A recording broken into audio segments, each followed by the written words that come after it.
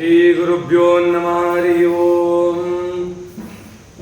सुमतिभिरनुमेयं शुभ्रकायं सकायं सुखमयमनपायं मुक्त्यपायं विमायं नृहयममयमेयं देयमाम्नाय गेयं सदयमसदजेयं श्रीसहायं भजेऽहम्।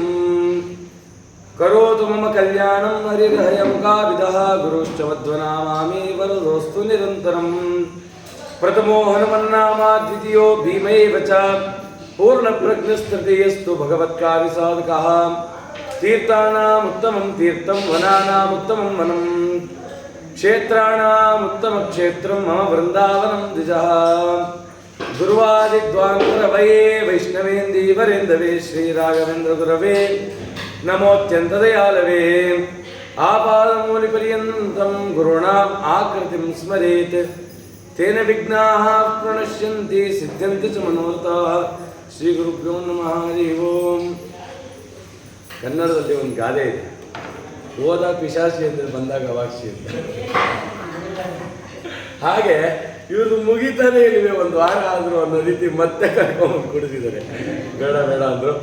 ಅದು ನಿಮ್ಮ ಕರ್ಮನ ಏನೋ ಗೊತ್ತಿಲ್ಲ. ನಾನು ಹೇಳಿದ್ದೆ ಹೇಳಬೇಕು, ಕೇಳಿದ್ದೆ ಕೇಳಬೇಕು, ಆ ಥರ ಆಗಿದೆ. ಆಗಲಿ, ರಾಯರ ಸ್ಮರಣೆ ಮಾಡಿ ಅವರು ಮಹಾತ್ಮೆ ಒಂದೆರಡು ಹೇಳಿ ಅಂದರು. ಸರಿ, ಹಾಗಾಗಿ ಬಂದ್ವಿ. ಎಷ್ಟೊಂದು ರಾಯರ ವಿಚಾರಗಳನ್ನು ನಮಗೆ ಯೋಗ್ಯತಾನುಸಾರ ಚಿಂತನೆ ಮಾಡಿದ್ವಿ. ಕೆಲವಾರು ಬಿಟ್ಟೋಗಿರುವಂಥದ್ದನ್ನು ಸ್ಮರಣೆ ಮಾಡೋಣ ಅಂಥೇಳಿ ಒಂದು ಪ್ರಯತ್ನ. ಮೊನ್ನೆ ತಾನೇ ರಾಯರ 354ನೇ ವರ್ಷದ ಆರಾಧನೆ ಎಲ್ಲ ಕಡೆ ಅತಿ ವಿಜೃಂಭಣೆಯಿಂದ ನಡೆದಿದೆ. ಎಷ್ಟು ವಿಜೃಂಭಣೆ ಅಂತಂದರೆ, ಮಂತ್ರಾಲಯದಲ್ಲಿ 5ರಿಂದ 6 ಲಕ್ಷ ಜನ ಇದ್ರಂತೆ. 5ರಿಂದ 6 ಲಕ್ಷ ಜನ ಇದ್ರಂತೆ. ಪ್ರತಿಯೊಬ್ಬರಿಗೂ ಅದೇ ತಕ್ಕನಾದ ವ್ಯವಸ್ಥೆ ಮಾಡಿದ್ದಾರೆ. ನೋಡಿ, ರಾಯರು ಎಷ್ಟು ವ್ಯವಸ್ಥೆಗಳು ಮಾಡ್ತಾರೆ. ಮಂತ್ರಾಲಯದಲ್ಲಿ 5 ಲಕ್ಷ ಜನ ಅಂತಂದರೆ ಹೊರಗಡೆ 5 ಕೋಟಿ ಜನ, ಎಷ್ಟು ಮಠಗಳು ಅಲ್ವಾ? ಅಂದರೆ ರಾಯರು ಎಷ್ಟು ಎಲ್ಲ ಕಡೆ ವೈಭವವನ್ನು ಪಡ್ತಿದ್ದಾರಲ್ಲ. ಹೇಗೆ ಸಾಧ್ಯ ಅಂತಂದರೆ, ಅವ್ರ ದೇವರು ಅವರಲ್ಲಿ ಎಷ್ಟು ನೆಲೆಸಿದ್ದಾನೆ ಅಂತ, ಎಷ್ಟು ಅವರಲ್ಲಿ ಎತ್ತತ್ ವಿಭೂತಿ ಮತ್ಸತ್ವ, ಎಷ್ಟು ಅವರಲ್ಲಿ ಜಾಗೃತನಾಗಿದ್ದಾನೆ ದೇವರು, ಎಷ್ಟು ಅವರಿಂದ ಅನುಗ್ರಹ ಮಾಡ್ತಿದ್ದಾನೆ ಅನ್ನೋದನ್ನು ನಾವು ಯಾರು ಎಣಿಸ್ಲಿಕ್ಕೆ ಸಾಧ್ಯ ಇಲ್ಲ. ಇತ್ತೀಚೆಗೆ ಒಂದು ಘಟನೆ ನಡೀತಂತೆ. ನಿನ್ನೆ ಯಾರೋ ಒಬ್ರು ಹೇಳಿದ್ರು, ಒಬ್ಬ ಗೋಪಾಲ ಅವನ ಮನೆಯಲ್ಲಿ ಇದ್ದಂಥ ಹಸುಗೆ ಹಾವು ಕಚ್ಚಿಬಿಡುತ್ತಂತೆ. ಅವ್ರ ಹೆಂಡತಿ ಹೇಳಿದ್ರಂತೆ, ಅಲ್ಲ ನೀವು ರಾಯರು ಅಂತೀರಾ, ಬಿದ್ದೋಗ್ಬಿಟ್ಟಿದೆ ಹಸು, ಹಾವು ಕಚ್ಚಿ, ರಾಯರನ್ನ ಕೇಳಿ ಸರಿ ಮಾಡ್ತಾರ ನೋಡೋಣ ಅಂತ ನಿಂದನೆ ಮಾಡಿದ್ರಂತೆ. ಸ್ವಲ್ಪ ಸರಿ ಆಯಿತು ಅಂತ ಹೇಳ್ಬಿಟ್ಟು ಅವನೇನು ಮಾಡಿದ್ದಾನೆ, ಮೃತ್ತಿಗೆ ತಗೊಂಡು ನೀರಲ್ಲಿ ಕುಡಿಸಿ ಅದಕ್ಕೆ ಬಾಯಿಗೆ ಹಾಕಿದರೆ ವಿಷವೂ ಏನಿಲ್ಲ ಏನೂ ಇಲ್ಲ, ಎದ್ದು ನಿಂತ್ಕೊಂಡ್ಬಿಡ್ತಂತೆ. ಅಷ್ಟು ರಾಯರ ಮೃತ್ತಿಗೆಗೆ ಮಹಾತ್ಮೆ ಇದೆ. ಏನು ರಾಯರ ಮೃತ್ತಿಗೆ? ಮೃತ್ತಿಕದಲ್ಲಿ ರಾಯರ ಸನ್ನಿಧಾನ, ಮೃತ್ತಿಗೆಯಲ್ಲಿ ರಾಯರ ಸನ್ನಿಧಾನ. ಒಂದು ಮೃತ್ತಿಗೆ ಇಟ್ಟರೆ ಅಲ್ಲಿ ರಾಯರು ಬಂದರು ಅಂತ. ಎಷ್ಟೋ ಕಡೆ ಮೃತ್ತಿಗೆ ಇಲ್ಲ, ಸ್ವಪ್ನ ವೃಂದಾವನ. ರಾಯರ ಸೂಚನೆ ಕೊಟ್ಟಿದ್ದಾರೆ, ಈ ವೃಂದಾವನ ನಿರ್ಮಾಣ ಆಗಿದೆಯಲ್ಲ, ನಾನು ಬಂದ್ಬಿಟ್ಟಿದ್ದೀನಿ, ನಾಳೆಯಿಂದ ಪೂಜೆ ಮಾಡಿ ಅಂತ ಹೇಳ್ಬಿಟ್ಟಿದ್ದಾರೆ. ಎಷ್ಟೋ ಕಡೆ ಪ್ರತಿಷ್ಠಾಪನೆಯೂ ಇಲ್ಲ, ಎಂಥದ್ದು ಇಲ್ಲ. ಇನ್ನು ಕೆಲವರ ಕಡೆ ಮಂತ್ರಾಕ್ಷತೆಯಿಂದ, ಈ ಥರ ಅನೇಕ ವಿಚಾರ. ರಾಯರ ಮೃತ್ತಿಗೆಗೆ ಅಂತ ಮಹಾತ್ಮೆ ನಿಮಗೆಲ್ಲ ಗೊತ್ತಿರುವಂಥ ಘಟನೆ. ಸುಮ್ಮನೆ ಸ್ಮರಣೆಗೆ ಅಂತ ಹೇಳ್ತೀನಿ. ರಾಯರ ಶಿಷ್ಯ ಅವನು ರಾಯರ ಬಟ್ಟೆ ಒಗಿತಾ ಇದ್ದ. ರಾಯರ ಏನೇನು ಅವರ ಕಾಷಾಯ ವಸ್ತ್ರ ಇತ್ತು ಅದನ್ನೆಲ್ಲ ಒಗೆದಾಕೊಂಡು, ರಾಯರ ಕಾಷಾಯಕ್ಕೆ ಎಷ್ಟು ಶಕ್ತಿ ಇದೆ ಅಂತ ಅವನೇನು ಮಾಡ್ತಿದ್ದ, ಪ್ರತಿದಿನ ರಾಯರು ಬಿಚ್ಚಾಕಿದಂಥ ವಸ್ತ್ರನ ತೊಗೊಂಡು ಹೋಗೋದು, ನದಿ ಲೋಕಗಳಲ್ಲೋ ಹಿಂಡಾಕೋದು. ಅವನಿಗೇನು ರಾಯರು ಪ್ರಚೋದನೆ ಮಾಡಿದ್ರು ಅಂತಂದರೆ, ರಾಯರ ಬಟ್ಟೆನ ಒಗೆದು ಅವನ ಕೈ ಮೇಲೆ ಹಾಕೊಂಡು ತೊಗೊಂಬರೋವನಂತೆ. ಆ ರಾಯರ ಬಟ್ಟೆ ಅವನ ಕೈಯಲ್ಲಿದ್ದಾಗ ಎಂಥ ಜ್ಞಾನ ಅವನಿಗೆ ಅಂತಂದರೆ, ಬ್ರಹ್ಮಸೂತ್ರ, ಗೀತಾ ತಾತ್ಪರ್ಯ ಎಲ್ಲ ಮಾತಾಡೋವನಂತೆ. ಎದುರುಗಡೆ 4 ಜನ ಬ್ರಾಹ್ಮಣರು ನಡ್ಕೊಂಡು ಹೋಗ್ತಿದ್ರಂತೆ. ಇವನು ಬಟ್ಟೆ ಹೋಗಿ ಇವನು ಮಾತಾಡಿಸ್ದವನ, ಸ್ವಾಮಿ ಇವತ್ತು ರಾಯರ ಗೀತಾ ವಿವೃತ್ತಿ ಪಾಠ ಹೇಳ್ತಾ ಇದ್ದಾರೆ, ನೀವು ಮಠಕ್ಕೆ ಬರಬೇಕು, ಮಠದಲ್ಲಿ ರಾಯರ ಪ್ರವಚನವನ್ನು ಕೇಳಿ ರಾಮದೇವರ ದರ್ಶನವನ್ನು ಮಾಡಿ ಮಠದಲ್ಲೇ ತೀರ್ಥ ಪ್ರಸಾದ ಮಾಡ್ಕೊಂಡು 1 ವಾರ ಕಾಲ ಇದ್ದು ಆಮೇಲೆ ಹೊರಡಬೇಕು ಅನ್ನಂತೆ. ಸರಿ, ಈ ಬ್ರಾಹ್ಮಣ ಇಷ್ಟರ ಮಟ್ಟಕ್ಕೆ ಕರಿತಾ ಇದ್ದಾನೆ. ಆಯಿತು, ರಾಯರ ದರ್ಶನನೂ ಆಗುತ್ತೆ, ರಾಮದೇವರ ದರ್ಶನ ಆಗುತ್ತೆ, ದೇವರ ಪ್ರಸಾದ ಆಗುತ್ತೆ, ಹೋಗೋಣ ಅಂತ ಸಿದ್ಧ ಮಾಡ್ಕೊಂಡ್ರು. ಹೇಳಿದ್ರು ಸ್ನಾನ ಎಲ್ಲ ಮಾಡಿ ನಮ್ಮ ಆನಿಕ ಎಲ್ಲ ಮುಗಿಸಿ ಬರ್ತೀವಿ. ಆಯಿತು ಅಂತ ಹೇಳೋದ. ಒಳಗೋದ ರಾಯರ ವಸ್ತ್ರ ಒಣಗಾಕ್ದ, ಎಲ್ಲ ಆಯಿತು. ಆ ಬಾಗಲ ಹತ್ರ ಕೂತಿದ್ನಂತೆ. 4 ಜನ ಬ್ರಾಹ್ಮಣರು ಬಂದರು, ಎದ್ದು ನಿಂತ್ಕೊಂಡ. ಇವ್ರು ಅಂದ್ಕೊಂಡ್ರು, ನೋಡ್ದ ಎಷ್ಟು ಅವನಿಗೆ ಗೌರವ ಆಧಾರಗಳ ನಮ್ಮ ಮೇಲೆ. ಎದ್ದು ನಿಂತ್ಕೊಂಡು ಬೈಯಕ್ಕೆ ಶುರು ಮಾಡಿದಂತೆ. ಎಲ್ಲ ಮುಂಡೆ ಮಕ್ಕಳ ತಿನ್ನಕ್ಕೆ ಗಟ್ಟಿ ಇಲ್ಲ, ಮಠಕ್ಕೆ ಬಂದಿದ್ದೀರಾ ನೀವು, ನಿಮ್ಗೆ ದೇವರು ಬೇಡ ಏನು ಬೇಡ, ಸುಮ್ಮನೆ ಬಂದಿದ್ದೀರಾ ನೀವು. ಅವ್ರು ಅಂದ್ಕೊಂಡ್ರು ನಾವು ಬಂದಿಲ್ಲ, ಈತನೇ ತಾನೇ ಕರೆದಿದ್ದು, ಇದ್ಯಾಕೆ ಹಿಂಗೆ ಬೈತಾ ಇದ್ದಾನೆ, ಹೆಂಗೋ ಮಠದ ಹೊಸಲ ತನಕ ಬಂದಿದ್ದೀವಿ, ಆ ರಾಯರನ್ನ ರಾಮದೇವ್ರ ದರ್ಶನ ಮಾಡ್ಕೊಂಡು ಹೊರಡೋಣ, ಒಂದು ದೊಡ್ಡ ನೀರು ಕುಡಿಯೋದು ಬೇಡ ಇಲ್ಲಿ ತೀರ್ಮಾನ ಮಾಡ್ಕೊಂಡು ಒಳಗೋದ್ರು. ರಾಯರು ರಾಮದೇವ್ರ ಪೂಜೆಗೆ ಹೋಗ್ಬೇಕು ಅಂತಂದ್ರು. ಹುಟ್ಟಿದ ವಸ್ತ್ರವನ್ನು ಬಿಚ್ಚಾಕಿ ಬೇರೆ ಸ್ನಾನಕ್ಕೆಲ್ಲ ಹೊರಟರು. ಯಾವಾಗ ಆ ರಾಯರ ವಸ್ತ್ರ ಮತ್ತೆ ಹಾಕೊಂಡ ಕೈಗೆ, ಅವಾಗ ಮಾತಾಡುವಂತೆ, ಆಚಾರ್ಯ ಬಂದ್ರ ಬನ್ನಿ ಕೂತ್ಕೊಳ್ಳಿ, ರಾಯರಿಗೆ ಹೇಳ್ತೀನಿ, ನೀವು ನಿಮ್ಗೆ ತಿಳಿದಂತ ಒಂದೆರಡು ಮಾತಾಡಿ. ಅವ್ರು ಅಂದ್ಕೊಂಡ್ರು ಎಂತ ಕೆಟ್ಟ ಮಾತಲ್ಲಿ ಬೈದ ಬಾಗ್ಲಲ್ಲಿ, ಇವಾಗ ಒಳಗೆ ಬಂದು ಕೂತ್ಕೊಳ್ಳಿ, ಪ್ರವಚನ ಮಾಡಿ ಅಂತ ಹೇಳ್ತಾರಲ್ಲ. ಸರಿ, ಎಲ್ಲ ಆಯಿತು, ಮುಗೀತು. ರಾಯರಿದನ್ನು ಗಮನಿಸಿದ್ರಂತೆ. ರಾಯರಿದನ್ನು ಗಮನಿಸಿ ಸುಮ್ಮನಾದ್ರು. ಸರಿ, ಇವರೆಲ್ಲ ಅಲ್ಲಿ ಹೋದ್ರು, ಕೂತ್ಕೊಂಡ್ರು. ಏನು ಇವ್ರಿಗೆ ಬರುತ್ತೋ ಎಲ್ಲ ಮಂತ್ರಗಳೆಲ್ಲ ಹೇಳಿದ್ರು. ತಾನು ಮಡಿ ಉಟ್ಕೊಂಡ. ರಾಯರು ಹೇಳಿದ್ರಂತೆ, ಏನದು ಅಂತಂದರೆ, ಪೂಜಾ ಆಗೋ ತನಕ ನಾನು ಹುಟ್ಟಂಥ ವಸ್ತ್ರವನ್ನು ನೀನು ಒದ್ಕೊಂಡಿರು. ಒದ್ಕೊಂಡಿದ್ರು. ಎಲ್ಲ ಆಯಿತು, ತೀರ್ಥಪ್ರಸಾದ ಆಯಿತು, ಎಲ್ಲ ಆಯಿತು. ಆಮೇಲೆ ಈ ಬ್ರಾಹ್ಮಣರು ಕೇಳಿದ್ರಂತೆ, ಬೇರೆ ಆಚಾರ ರಾಯನ ಶಿಷ್ಯನ, ಏನು ಸ್ವಾಮಿ ಆತ ಹೊರಗಡೆ ಕರೆದ, ಬಾಗಿಲಲ್ಲಿ ಎಷ್ಟು ಹೀನಾಯವಾಗಿ ಬೈದ ಅಂದರೆ ಅಷ್ಟು ಬೈದ, ಮತ್ತೆ ಒಳಗಡೆ ಬಂದೆಲ್ಲ ಆದಮೇಲೆ ಮತ್ತೆ ಹೊಗಳಿ ನಮ್ಮನ್ನು ಕೂಡಿಸಿ ರಾಯರ ಹತ್ರ ಮಂತ್ರಾಕ್ಷತೆ ಕೊಡಿಸ್ದ, ಯಾಕೆ ಅಂತಂದರೆ ಅವರಂದ್ರಂತೆ, ಅವನು ತುಂಬ ದಡ್ಡ, ಅವನು ತೊದಲ, ಅವನಿಗೆ ಮಾತೇ ಹೊರಳಲ್ಲ, ಅವನು ಮಾತಾಡ್ತಾನೆ ಅಂದರೆ ನಾವು ನಂಬೋದೇ ಇಲ್ಲ, ಅವನು ತುಂಬ ತೊದಲ. ಆದರೆ ರಾಯರು ಉಟ್ಕೊಳ್ಳೋವಂಥ ವಸ್ತ್ರ ಅವನ ಕೈಯಲ್ಲಿದ್ದರೆ ಆ ಶಾಟಿ ಅವನ ಹತ್ರ ಮಾತಾಡಿಸುತ್ತೆ, ಒಳ್ಳೆ ಮಾತುಗಳು, ಬ್ರಹ್ಮಸೂತ್ರಗಳು ಬರುತ್ತೆ ಅವನ ಬಾಯಲ್ಲಿ, ಒಳ್ಳೊಳ್ಳೆ ಮಾತುಗಳು ಬರುತ್ತೆ. ಅದೇ ತೆಗೆದಿಟ್ನಾ ಅವನ ಜ್ಞಾನ ಅಜ್ಞಾನ. ನೋಡಿದ್ರ ರಾಯರ ಶಾಟಿಗೆ ಎಷ್ಟು ಮಹಾತ್ಮೆ. ರಾಯರ ಶೇಷ ವಸ್ತ್ರ ಅಂತ ತೊಗೊಂಡೋಗಿ ಬಿಸಾಕ್ತೀವಿ, ಯಾಕೆ ಮೈ ಮೇಲೆ ನಿಲ್ಲಲ್ಲ ಅಂತ ಅಲ್ವಾ. ಹಾಗಾಗಿ ರಾಯರಿಗೆ ಒದ್ದಿಸಿದಂಥ ವಸ್ತ್ರ ಅಷ್ಟು ಕಾರ್ಯ ಮಾಡುತ್ತೆ ಅಂತಂದರೆ, ಇನ್ನು ರಾಯರ ಮೃತ್ತಿಗೆಗೆ ಏನು ಮಹಾತ್ಮೆ ನಿಮಗೆಲ್ಲ ಗೊತ್ತು ಘಟನೆ. ಒಬ್ಬ ವ್ಯಕ್ತಿ ತನ್ನ ತಂದೆ ತಾಯಿ ಬಂದು ಆ ಬಾಲಕನನ್ನು ರಾಯರ ಹತ್ರ ಬಿಟ್ಟೋದ್ರಂತೆ, ಸ್ವಾಮಿ ನಮಗೆ ಓದಿಸ್ಲಿಕ್ಕೆ ದುಡ್ಡಿಲ್ಲ, ನಮಗೇನೂ ಗೊತ್ತಿಲ್ಲ, ನಿಮ್ಮ ಪಾದಕ್ಕೆ ಹಾಕಿದ್ದೀನಿ, ಈ ಜೀವಿನ ನೀವು ಉದ್ಧಾರ ಮಾಡಿ ಎಂದರು. ಆಯಿತು ಅಂತ ರಾಯರು ಅವನಿಗೆ ಒಂದು ಅಪ್ಪಣೆ ಮಾಡಿಸಿದ್ರು, ಯಾವಾಗಲೂ ಕೂಡ ನಮ್ಮ ಸೇವೆಗೆ ಅಂತ ನೀನು ನಿಂತಿರಬೇಕು. ಆಯಿತು, ಅವ್ನು ರಾಯರ ಪ್ರತಿ ಒಂದು ಸೇವೆಗೂ ತಾನು ನಿಂತ್ಕೋತಿದ್ದ, ರಾಯರ ಕಾಲಿಗೆ ನೀರು ಹಾಕ್ತಿದ್ದ, ರಾಯರು ಊಟ ಮಾಡ್ಕೊಂಡು ಬಂದಮೇಲೆ ಅವ್ರ ಕೈಗೆ ನೀರು ಹಾಕ್ತಿದ್ದ, ಈ ಥರ ಅನೇಕ ಸೇವೆ ಮಾಡ್ತಾ ಇದ್ದ. ಅವನು ಬೆಳಗ್ಗೆ ದೊಡ್ಡವನಾದ. ಅವ್ರ ತಂದೆ ತಾಯಿ ಬಂದು ಕೇಳಿದ್ರು, ನನ್ನ ಮಗ ನಿಮ್ಮ ಬಳಿ ಇದ್ದು ದಡ್ಡನಾದಂಥವನು ಉತ್ತಮ ಸ್ಥಿತಿಯಲ್ಲಿ ತಲುಪಿದ್ದಾನೆ, ಅವನಿಗೆ ಒಂದು ಕನ್ಯಾ ನೋಡಿದ್ದೀವಿ, ಮದುವೆ ಮಾಡಬೇಕು, ಅವನಿಗೆ ನೀವು ಅನುಗ್ರಹ ಮಾಡಿ ಅವನು ಕಳಿಸ್ಕೊಡ್ಬೇಕು ಊರಿಗೆ. ಆಯಿತು ಅಂತಂದ್ರು. ಹೊರಟಂಥ ಕಾಲಕ್ಕೆ ಅವನೇನು ಮಾಡ್ದ, ಯಾವುದೋ ಒಂದು ಎತ್ತಿನ ಗಾಡಿ ಬಂದಿತ್ತಂತೆ, ಹೊರಡಬೇಕು. ರಾಯರ ಸ್ನಾನಕ್ಕೆ ಹೋಗ್ತಾ ಇದ್ದಾರೆ. ರಾಯರ ಹತ್ರ ಹೋಗಿ ಹೇಳ್ದ, ಗುರುಗಳೇ ನಾನು ಹೊರಡ್ತಾ ಇದ್ದೀನಿ. ರಾಯರಂದ್ರು, ಇದ್ದು ಮಧ್ಯಾಹ್ನ ಹೋಗ್ಬೋದಲ್ಲ. ಇಲ್ಲಪ್ಪ ಗುರುಗಳೇ ನಾನು ಹೊರಡಬೇಕು. ಅಲ್ವೋ, ಹೊರಡೋ ಸಂದರ್ಭಕ್ಕೆ ನನ್ನ ಹತ್ರ ಏನೂ ಇಲ್ವಲ್ಲ ಕೊಡೋಕ್ಕೆ. ಗುರುಗಳೇ ನೀವೇನು ಕೊಟ್ಟರೂ ಪರವಾಗಿಲ್ಲ. ಆಗ ರಾಯರು ಏನು ಮಾಡೋದಂತೆ, ತಮ್ಮ ಸ್ನಾನಕ್ಕೆ ಅಂತ ಇಟ್ಕೊಂಡಿದ್ದ ಮೃತ್ತಿಗೆಯನ್ನು ಅವನು ಕೊಟ್ಟರು. ನಿಮಗೆಲ್ಲ ಗೊತ್ತು ಕತೆ. ಒಬ್ಬ ಬ್ರಹ್ಮ ಪಿಶಾಚಿ ಸಂತಾನವನ್ನು ಹಾಳು ಮಾಡ್ತಿತ್ತು, ಅಂಥ ಸಂತಾನ ನಶಿಸೋಗ್ತಿದ್ದು ಒಂದು ಮೃತ್ತಿಗೆ, ಒಂದು ಮಣ್ಣು ಆ ಕುಲವನ್ನು ಉದ್ಧಾರ ಮಾಡ್ತು. ಹೀಗೆ ಇತ್ತೀಚೆಗೆ ಘಟನೆ ನಡೆಯಿತು ಮಂತ್ರಾಲಯದಲ್ಲಿ, ಅರ್ಚಕರ ಮನೆಯಲ್ಲಿ. ಏನದು ಅಂತಂದರೆ, ರಾಯರ ಮೃತ್ತಿಗೆ ಎಷ್ಟು ಮಹತ್ವದ್ದು ಅಂತ. ಅರ್ಚಕರ ಮನೆಗೆ ಒಬ್ಳು ಕೆಲಸದವಳಿದ್ದಂತೆ. ಅವಳು ಬಂದು ಕೇಳಿದ್ಲು, ಆಚಾರ್ಯ ಪಾತ್ರೆ ತೊಳಿಲಿಕ್ಕೆ ಸಬಿನ ಬೇಕು ಕೊಡಿ. ಅಲ್ಲೇ ಇದೆ ಹೋಗಮ್ಮ ಅಂದ್ರಂತೆ. ಒಂದು ತಟ್ಟೆಯಲ್ಲಿ ಮಣ್ಣಿತ್ತು, ಮೃತ್ತಿಗೆ ತೊಗೊಂಬಂದು ತೋರಿಸೋದಂತೆ. ಏನಿದು ಅಂತ ರಾಯರ ಮೃತ್ತಿಗೆ ಅಂದ್ಬಿಟ್ರಂತೆ. ಅದೇನು ರಾಯರ ಮೃತ್ತಿಗೆ ಅಲ್ಲ, ರಾಯರ ಮೃತ್ತಿಗೆ ಅಂದ್ಬಿಟ್ರಂತೆ ಸುಮ್ಮನೆ ಅಲ್ಲಿ ಇಟ್ಬಿಡು ಅಂತ. ಅವಳೇನು ಮಾಡಿದ, ತಮಾಷೆಗೆ ಹೇಳ್ತಾನೆ ಅಂತ ಹೇಳಿ ನಾರು ತಗೊಂಡು ಆ ಮಣ್ಣನ್ನೇ ಹಚ್ಚಿ ಪಾತ್ರೆ ತೊಳೆದ್ರೆ ಮೈ ಪೂರ್ತಿ ಕೆಂಪಗಾಗೋಯ್ತಂತೆ, ನೆಲಕ್ಕೆ ಬಿದ್ದು ಉರುಳಾಡ್ಬಿಟ್ಲಂತೆ.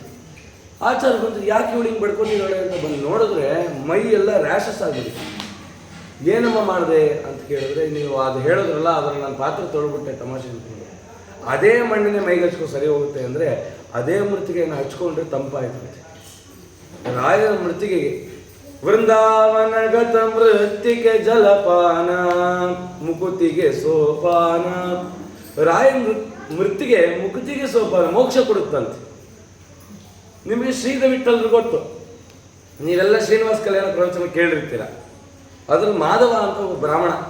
ಆ ಮಾಧವ ಬ್ರಾಹ್ಮಣ ಏನು ಮಾಡ್ದ ಅಂತಂದರೆ 12 ವರ್ಷ ಗೋದಾವರಿ ನದಿ ತೀರದಲ್ಲಿ ವೇಶ್ಯಾಸ್ತ್ರೀ ಸವಾಸ ಮಾಡಿ 12 ವರ್ಷಕ್ಕೆ 12 ಮಕ್ಕಳು ಪಡೆದು ತನ್ನ ಬ್ರಾಹ್ಮಣತ್ವನೇ ಕಳ್ಕೊಂಡ. ಮಾಂಸ ಭಕ್ಷಣೆ ಮಾಡ್ದ, ಮದ್ಯಪಾನ ಮಾಡ್ದ, ಧೂಮಪಾನ ಮಾಡ್ದ, ಏನೇನು ಬ್ರಾಹ್ಮಣ ಮಾಡಬಾರ್ದು ಅಷ್ಟು ಮಾಡ್ದ. ಬ್ರಾಹ್ಮಣತ್ವ ಕಳ್ಕೊಂಡ. ಪುನಃ ಯಾವುದೋ ಬಾಬಾ ಬೈರಾಗಿಗಳ ಸವಾಸದಿಂದ ಮತ್ತೆ ಕಪಿಲ ತೀರ್ಥ ತಿರುಪತಿ ಹತ್ರ ಬಂದು ಆ ಬ್ರಾಹ್ಮಣರೆಲ್ಲ ಅನ್ನದಲ್ಲಿ ಪಿಂಡವನ್ನು ಇಡ್ತಾ ಇದ್ರೆ ಇವನು ಮಣ್ಣಿನಲ್ಲಿ ಪಿಂಡ ಇಟ್ಟಂತೆ ಪಿತೃಗಳಿಗೆ, ನಾನು ಬ್ರಾಹ್ಮಣತ್ವ ಇಲ್ಲ ನೀವು ಸ್ವೀಕಾರ ಮಾಡಿ ಅಂತಂದ್ರೆ ದೇವರು ಅವನಿಗೆ ಅನುಗ್ರಹ ಮಾಡ್ದ. ಆ ಮಾಧವ ಬ್ರಾಹ್ಮಣ ಮುಂದೆ ಆಕಾಶ ರಾಜ ಅಂತ ಕತೆ ಕೇಳ್ತೀವಿ. ಬ್ರಹ್ಮದೇವನ ಕೇಳಿದಂತೆ, ಸ್ವಾಮಿ ನಮ್ಮ ಪಿತೃಗಳಿಗೆ ನಾನು ಪಿತೃ ಕಾರ್ಯ ಮಾಡಬೇಕು, ನನಗೆ ಬ್ರಾಹ್ಮಣತ್ವ ಕೊಡು ಅಂತ ಬ್ರಹ್ಮದೇವನ ಆ ಮಾಧವ ಬ್ರಾಹ್ಮಣ ಕೇಳಿದ್ರೆ ಬ್ರಹ್ಮದೇವರಂತೆ ನನಗೆ ಬ್ರಾಹ್ಮಣತ್ವ ಕೊಡ್ಲಿಕ್ಕೆ ಆಗಲ್ಲ. ಬ್ರಹ್ಮದೇವರಿಗೂ ಬ್ರಾಹ್ಮಣತ್ವ ಕೊಡೋಕ್ಕಾಗಿಲ್ಲ. ಆದರೆ ರಾಯರ ಜೀವನದಲ್ಲಿ ನನ್ನ ಘಟನೆ ನಡೀತು. ಅದಕ್ಕೆ ಏನು ಹೇಳ್ತೀರಾ ನೋಡಿ. ಕರ್ಜಗಿ ದಾಸಪ್ಪ, ಆ ಕರ್ಜಗಿ ದಾಸಪ್ಪ ಏನು ಮಾಡೋದು ಅಂತಂದರೆ ಬಹಳ ವ್ಯಸನದಲ್ಲಿ ಬಿದ್ದುಬಿಟ್ರು. ಒಳ್ಳೆ ಬ್ರಾಹ್ಮಣ ಮನೆತನ. ಈ ಹೊಸರಿತ್ತಿ ಹಾವೇರಿ ಹತ್ರ ಕರ್ಜಗಿ ಅಂತ, ಅಲ್ಲಿ ವರದಾ ನದಿ ಹರಿಯುತ್ತೆ, ತುಂಗಭದ್ರಾ ನದಿಯ ಉಪನದಿ ವರದಾ ನದಿ ಅಂತ. ಆ ಕರ್ಜಗಿ ದಾಸಪ್ಪ ಏನು ಮಾಡಿದ್ರು, ತಮ್ಮ ಜನವಾರವನ್ನು ತೆಗೆದು ಹಾಕ್ಬಿಟ್ಟಿದ್ರು. ಜನವಾರವೇ ಹಾಕ್ಕೊಂಡಿರಲಿಲ್ಲ. ಸಂಧ್ಯಾವನ್ನೇ ಗೋಪೀಚನ್ನ ಧಾರಣೆ ಗೊತ್ತೇ ಇಲ್ಲ ಅಂತ ದಾಸಪ್ಪ ಮನೆಯಲ್ಲಿದ್ದಂಥ ಎಲ್ಲ ಪದಾರ್ಥಗಳನ್ನು ಕೂಡ ಅಡವಿಟ್ಟು ವೇಶ್ಯಾಸ್ತ್ರೀ ಸಹವಾಸ ಮಾಡಿದ್ರು. ಮನೆಯಲ್ಲಿ ಹೆಂಡತಿ ಇದ್ದಾಳೆ, ವೇಶ್ಯಾಸ್ತ್ರೀ ಸಹವಾಸ. ಅವ್ರ ಹೆಂಡತಿ ಎಂಥ ನಿಷ್ಠಾವಂತೆ ಅಂತಂದರೆ ಆ ಗಂಡ ಅಷ್ಟು ಮಾಡ್ತಿದ್ರು ಕೂಡ ಗಂಡನ ಎಂದೂ ಬಿಟ್ಕೊಟ್ಟಿಲ್ಲ. ಅವನ್ನ ಎಂದೂ ಕೂಡ ನಿಂದನೆ ಮಾಡಲಿಲ್ಲಂತೆ. ಅವನು ಯಾವಾಗಲೂ ಹೇಳ್ತಿದ್ದ, ನಿನ್ನ ಹತ್ರ ಒಂದು ಬಂಗಾರದ ಕಡ್ಗ ಇದೆಯಲ್ಲ ಆ ಕಡ್ಗ ಕೊಡು. ಅವಳು ಕೇಳ್ತಾ ಇದ್ದಾಳೆ, ಅವಳು ಕೊಡಬೇಕು. ಆಕೆ ಎಂದ್ಲು, ಏನು ಬೇಕಾದ್ರೆ ತಗೋ, ಮನೆ ಬೇಕಾದ್ರೆ ಮಾಡು, ಆ ಕಡ್ಗ ಮಾತ್ರ ನಾನು ಕೊಡಲ್ಲ ಅಂತ ಹೇಳಿದ್ಲು. ಆಯ್ತು. ಒಂದು ದಿನ ಅಚಾನಕ್ಕಾಗಿ ಪ್ರಾಣೇಶ್ ದಾಸರು ಮತ್ತು ಜಗನ್ನಾಥ ದಾಸರು ಹೊಸ ರೀತಿಯಲ್ಲಿದ್ದರು. ಅವರು ಅವತ್ತು ಕರ್ಜಗಿಗೆ ಹೋಗೋಣ ಅಂತ ಸಿದ್ಧ ಮಾಡ್ಕೊಂಡು ಕರ್ಜಗಿಗೆ ಬಂದರು. ಕರ್ಜಗಿಗೆ ಬಂದು ಅವರೊಂದು ಪತ್ರ ಬರೆದು ಕಳಿಸಿದ್ರಂತೆ. ಏನು ಅಂತಂದರೆ, ಇವತ್ತು ಪ್ರತಿದಿನ ಸಾಯಂಕಾಲ ನಾವು ಭಜನೆ ಮಾಡ್ತೀವಿ, ಈ ಊರಲ್ಲಿ ಯಾರು ದೊಡ್ಡವರಿದ್ದಾರೆ ಅವ್ರ ಮನೇಲಿ ಭಜನೆ. ಯಾರಪ್ಪ ಈ ಊರಲ್ಲಿ ತುಂಬ ದೊಡ್ಡವರು ಅಂತಂದರೆ ಆ ಕರ್ಜಗಿ ದಾಸಪ್ಪನ ಮನೆಯವರೇ ದೊಡ್ಡವರು. ಆಕೆಗೆ ಪತ್ರ ಮುಟ್ತು. ಏನು ಅಂದರೆ, ಇವತ್ತು ಸಂಜೆ ಜಗನ್ನಾಥ ದಾಸರು ಮತ್ತು ಪ್ರಾಣೇಶ್ ದಾಸರು ಬರ್ತಾ ಇದ್ದಾರೆ. ಆ ಕರ್ಜಗಿ ದಾಸಪ್ಪನಿಗೆ ಅಂದರು ಹೆಂಡತಿ, ನೋಡ್ರಿ ನೀವು ಕೇಳ್ತಿದ್ರಲ್ಲ ಆ ಖಡ್ಗ ಕೊಟ್ಟು ಬಿಡ್ತೀನಿ ನಿಮಗೆ, ಆದರೆ ಒಂದೇ ಒಂದು ಕಂಡೀಷನ್. ಏನು ಅಂದರೆ, ಇವತ್ತು ನಮ್ಮ ಮನೆಗೆ ದೊಡ್ಡವರು ಬರ್ತಾರೆ, ಅವರು ಬಂದಾಗ ಅವ್ರ ಪಾದಕ್ಕೆ ನೀರು ಹಾಕಿ ಒಳ ಕರ್ಕೊಂಡು ಕೂಡಿಸಿ ಅವ್ರಿಗೊಂದು ಗೌರವ ಮಾಡಬೇಕು. ಇವತ್ತು ನೀವು ಯಜ್ಞೋಪವೀತ ಹಾಕೊಂಡು ಗೋಪಿಚಂದನ ಧಾರಣೆ ಮಾಡಬೇಕು. ಓ, ಆ ಖಡ್ಗವನ್ನು ಆ ವೇಷಾಸ್ತ್ರಿ ಭಾಳ ಆಸೆ ಪಟ್ಟಿದ್ದು. ಅದು ಕೊಡ್ತಾಳೆ ಅಂದರೆ ಏನು ಬೇಕಾದ್ರೂ ಮಾಡ್ತೀನಿ ಅಂದರು. ಸವ್ಯದಲ್ಲಿ ಇರಬೇಕಾಗಿದೆ ಯಜ್ಞೋಪವೀತ. ಅವ್ರಿಗೆ ಸವ್ಯಾದ ಅಪಸವ್ಯ ಗೊತ್ತಿಲ್ಲ, ಅಪಸವ್ಯದಲ್ಲಿ ಇತ್ತಂತೆ ಯಜ್ಞೋಪವೀತ. ತ್ರಿಪುಂಡ್ರವಾಗಿ ಇಟ್ಕೊಂಡ್ಬಿಟ್ಟಿರ್ತಂತೆ ಗೋಪಿಚನ್ನ, ಏನು ಗೊತ್ತಿಲ್ಲ. ಜಗನ್ನಾಥದಾಸರು ಬಂದರು, ನೋಡಿದ್ರು, ನಕ್ಕಿದ್ರು.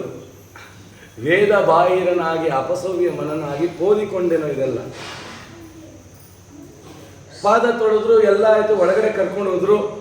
ಪ್ರಾಣೇಶ್ ದಾಸರಿಗೆ ಹೇಳಿದ್ರು, ಭಜನೆ ಶುರು ಮಾಡೋಣ. ಗುರುಗಳೇ, ಇವತ್ತು ಭಜನೆ ಕ್ರಮ ಬೇರೆ. ಏನು, ಯಾವಾಗಲೂ ಸತತ ಗಣನಾಥದಿಂದ ಶುರುವಾಗಬೇಕು, ಇವತ್ತು ಸತತ ಗಣನಾಥ ಅಲ್ಲ. ಆದದ್ದಾಯಿತು, ಇನ್ನಾದರೂ ಒಳ್ಳೆ ಮಾರ್ಗ ಹಿಡಿಯೋ ಪ್ರಾಣಿ. ಆ ಹಾಡು ಬದಲಾಯಿಸ್ಕೊಂಡೆ ಶ್ರೀಧರ್. ಯಾರನ್ನ? ಕರ್ಜಗಿ ದಾಸಪ್ಪನ. ಅವ್ರಿಗೆ ಹಳೆಯದೆಲ್ಲ ನೆನಪಾಯ್ತು. ನಾನು ಯಾರು ಹಿಂದೆ, ನಾನೇ ರಾಘವೇಂದ್ರ ಸ್ವಾಮಿಗಳ ಶಿಷ್ಯನಾದ ಅಪ್ಪಣ್ಣಾಚಾರ್ಯರು. ನನಗೆ ಯಾಕೆ ಈ ಜನ್ಮ ಬಂತು? ರಾಯರು ಹೇಳಿದ್ರು, ಬಾ ನನ್ನ ಉತ್ತರಾಧಿಕಾರಿ ಆಗು ಅಂತ. ದೊಡ್ಡವ್ರ ಮಾತನ್ನು ತಿರಸ್ಕಾರ ಮಾಡಿದ್ರೆ ಎಷ್ಟೋ ಜನ್ಮ ಎತ್ತಬೇಕು, ಹೇಳಿದ್ನಲ್ಲ. ಏನೇನು ಮಾಡಿದ್ದೀನಿ, ಎಲ್ಲ ಇಡೀ ಜೀವನ ವ್ಯಸನಕ್ಕೆ ಮುಡುಪಾಗಿಟ್ಬಿಟ್ಟಿದ್ದೀನಿ, ಯಾವ ಧರ್ಮ ಕಾರ್ಯನೂ ಇಲ್ಲ, ಏನು ಮಾಡಲಿ ಅಂತ ಕೇಳೋದು. ಹೋಗಿ ಮಂತ್ರಾಲಯಕ್ಕೆ ಕೇಳೋದು. ರಾಯರ ಸೇವೆ ಮಾಡಿದ್ರಂತೆ. ರಾಯರನ್ನ ಕೇಳಿದ್ರಂತೆ, ಸ್ವಾಮಿ ನಂಗೆ ಬ್ರಾಹ್ಮಣತ್ವ ಕೊಡ್ತೀರಾ ಅಂತ. ಕೊಡ್ತೀನಿ ಅಂದ್ರಂತೆ. ಆ ಕರ್ಜಗಿ ದಾಸಪ್ಪನೇ ಶ್ರೀಧ ವಿಠಲ್ರು. ಇವತ್ತು ಶ್ರೀಧ ವಿಠಲ್ ಹಾಡು ಹಾಡದೇ ಇದ್ರೆ ರಾಯರು ಬರೋದೇ ಇಲ್ಲ. ಬಾರೋ ಗುರು ರಾಘವೇಂದ್ರ, ರಾಯ ಬಾರೋ ಎಲ್ಲ ರಚನೆ ಮಾಡಿದವರು. ಅವ್ರು ಕರೆದ್ರೆ ರಾಯಕ್ಕೆ ಬರ್ತಾರೆ ಅಂತಂದ್ರೆ ಇನ್ನೆಂಥ ತಾಕತ್ತಿರ್ಬೇಕು ಅವ್ರಿಗೆ. ಅಲ್ಲ, ಬ್ರಹ್ಮದೇವರಿಗೆ ಕೊಡೋಕ್ಕಾಗದಿರೋ ಬ್ರಾಹ್ಮಣತ್ವ ರಾಯಕ್ಕೆ ಕೊಟ್ಟರು ಅಂದರೆ ಇದನ್ನು ನೀವು ಹೆಂಗೆ ಅನ್ವಯ ಮಾಡ್ತೀರಾ? ಮಧ್ವ ಸಿದ್ಧಾಂತದಲ್ಲಿ ಏನು ಅನ್ವಯ ಮಾಡ್ತೀರಾ? ತಾರತಮ್ಯ ಹಿಡಿತೀರಾ? ಇಲ್ಲ ಬ್ರಹ್ಮದೇವರ ತಾರತಮ್ಯ ಏನು, ಅವ್ರ ಕಕ್ಷೆ ಏನು, ಇವ್ರ ಕಕ್ಷೆ ಏನು? ಅವ್ರಿಗೆ ಕೊಡೋಕ್ಕಾಗಿರೋದು ಇವ್ರು ಕೊಟ್ಟರು ಅಂದರೆ ಇವ್ರು ದೊಡ್ಡವರ ಅವ್ರು ದೊಡ್ಡವರ? ಏನು ಸಮರ್ಥನೆ ಮಾಡ್ತೀರಾ? ಅದಕ್ಕೆ ದೊಡ್ಡವರೊಂದು ವಾಯುನಾಚ ಸಮಾವಿಷ್ಟ. ಇವರಲ್ಲಿ ರಾಯರ ವ್ಯಾಪಾರ ಹೇಗಿದೆ ಅಂತಂದರೆ, ಅವ್ರ ಶರೀರ ಅಲ್ಲಿ ಅಷ್ಟು ವ್ಯಾಪಾರ ನಡೀತಿರೋದು ಮುಖ್ಯ ಪ್ರಾಣದೇವರಂತೆ. ಮುಖ್ಯ ಪ್ರಾಣದೇವರಿಂದ ಎಲ್ಲ ವ್ಯಾಪಾರ ಮಾಡಿಸ್ತಾ ಇದ್ದಾರೆ. ಆ ಶ್ರೀಧ ವಿಠಲರು ಎಂಥ ರಾಯರ ಅಪಾರ ಭಕ್ತರಾದರು ಅಂತಂದರೆ ಅದಕ್ಕೆ ಎಣೆ ಇಲ್ಲ. ಮುಂದೆ ಪ್ರಾಣೇಶ್ ದಾಸರಿದ್ದರು, ಜಗನ್ನಾಥ ದಾಸರ ಶಿಷ್ಯರಾಗಿ. ಇವರು ಇನ್ನೊಬ್ಬರು ಶಿಷ್ಯರಾದರು. ಜಗನ್ನಾಥ ದಾಸ್ ಏನು ಆಜ್ಞೆ ಮಾಡಿದ್ರು ಗೊತ್ತಾ? ತಮ್ಮ ಪ್ರಿಯ ಶಿಷ್ಯ ಪ್ರಾಣೇಶ್ ದಾಸರಿಗೆ ಹೇಳ್ಬೋದಿತ್ತು, ನಾವು ಬರೆದ ಹರಿಕಥಾಂಸಾರಕ್ಕೆ ನೀವು ಫಲಶ್ರುತಿ ಬರೀರಿ ಅಂತ. ಅವ್ರಿಗೆ ಹೇಳಲಿಲ್ಲ, ಶ್ರೀಧ ವಿಠಲ್ರಿಗೆ ಹೇಳಿದ್ರು ನೀವು ಫಲಶ್ರುತಿ ಬರೀರಿ ಅಂತ. ನೋಡಿದ್ರ? ಮತ್ತೆ ಏನು ಹೇಳ್ತೀರಾ? ಅಂಥ ವ್ಯಸನದಲ್ಲಿದ್ದವ್ರನ್ನ ಪರಿವರ್ತನೆ ಮಾಡುವಾಗ ನಮ್ಮಲ್ಲಿ ಆಗ್ತಿರುವಂಥ ಚಿಕ್ಕ ಪುಟ್ಟ ಲೋಪದೋಷಗಳನ್ನು ಪರಿಹಾರ ಮಾಡಿ ಉದ್ಧಾರ ಮಾಡಲ್ವ ಮಂತ್ರಾಲಯ ಪ್ರಭುಗಳು ಅಂತ. ಅಂಥ ಸಾಮರ್ಥ್ಯ ಮಂತ್ರಾಲಯ ಪ್ರಭುಗಳಿದೆ. ಅವರ ಮೃತ್ತಿಗೆಗಿದೆ, ಅವರ ಶಾಟಿಗಿದೆ, ಅವರ ಮಂತ್ರಾಕ್ಷತೆಗಿದೆ. ಯಾರೋ ಒಬ್ಬ ತಿರಸ್ಕಾರ ಮಾಡಿದ. ರಾಯರು ಯಾರು ಅಂತ ಮಾತಾಡ್ತಿದ್ದರಂತೆ ಪ್ರವಚನದಲ್ಲಿ. ರಾಯರು ಪ್ರಹ್ಲಾದರಾಜರಂತೆ, ಬಾಲಿಕರಾಜರಂತೆ, ವ್ಯಾಸರಾಜರಂತೆ, ಅವ್ರು ಶಂಕುಕರ್ಣನಂತೆ. ಅಯ್ಯೋ, ಎಲ್ಲರೂ ಇವ್ರ ಶೇಷಾಂಶ, ಇವ್ರ ಪ್ರಹ್ಲಾದ, ಇವ್ರ ಗಣಪತಿ ಅಂತಲೇ ಹೇಳ್ತೀರಾ, ಪಾಪ ಶನಿ ವಾಹನಕ್ಕಾಗೆ ಅವತಾರ ಮಾಡಬಾರ್ದ ಅಂತ ತಮಾಷೆ ಮಾಡೋದಂತೆ. ಯಾರು ಶನಿವಾಹನಕ್ಕಾಗೆ, ಆ ಕಾಗೆ ಎಲ್ಲೂ ಅವತಾರ ಮಾಡಬಾರ್ದ? ಬರೀ ಇವ್ರುಗಳೇ ಅವತಾರ ಮಾಡಬೇಕಾ? ನಾನು ಯಾರು ಗೊತ್ತಾ? ಆ ಶನೇಶ್ವರನ ವಾಹನಕ್ಕಾಗೆ ನಾನು ಅದರ ಅವತಾರ ಅಂದ್ರಂತೆ. ಬಂದಿದ್ದ, ಮಂತ್ರಾಕ್ಷ ತಗೊಂಡಿದ್ದ, ತಲೆಗೆ ಹಾಕೊಂಡಿದ್ದ, ಹೊರಗಡೆ ಬಂದಂತೆ ಮಂತ್ರಾಲಯದಿಂದ ಸಾವಿರಾರು ಕಾಗೆಗಳು ಬಂದು ಅವನ ತಲೆ ಕುಟ್ಟಿ ಮೆದುಳನ್ನು ಕಿತ್ತು ಬಿಡ್ತಂತೆ. ಬಡ್ಕೊಂಡು ರಾಯರೇ ತಪ್ಪಾಯಿತು ತಪ್ಪಾಯಿತು ಅಂತ ಕಾಲಿಡಿದಂತೆ. ರಾಯರನ್ನು ನಿಂದನೆ ಮಾಡೋರಿಗೆ ಅಲ್ಲೇ ಇದೆ, ಆದರೆ ಕಾಯಬೇಕು, ಅವ್ರ ಪಾಪದ ಕೊಳ ತುಂಬಬೇಕು. ಎಷ್ಟೋ ಜನ ರಾಯರ ಹೆಸರೇಳಿ ಏನೇನು ಮೋಸ ಮಾಡ್ತಿದ್ದಾರೆ. ಆ ಪ್ರಾರಬ್ಧ ರಾಯರ ನೋಡಲ್ಲ ಬಿಟ್ಬಿಟ್ಟಿದ್ದಾರೆ. ಅವರೊಳಗಡೆ ಇರೋ ಮುಖ್ಯ ಪ್ರಾಣದೇವರು ಗದೆ ಇಟ್ಕೊಂಡಿದ್ದಾರೆ. ಯಾವಾಗ ಪ್ರಹಾರ ಆಗುತ್ತೋ ಗೊತ್ತಿಲ್ಲ, ಆದರೆ ರಕ್ಷಣೆ ಅಂತೂ ಮಾಡೇ ಮಾಡ್ತಾರೆ. ಯಾರೀ ರಾಯರು?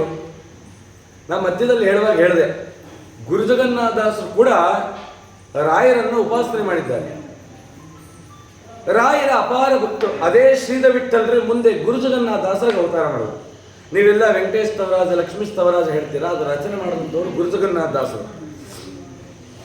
ಗುರುಜಗನ್ನಾಥದಾಸರ ತಂದೆಗೆ ಇನ್ನೂ ಗುರುಜಗನ್ನಾಥದಾಸರು ಅವತಾರ ಮಾಡಿಲ್ಲ.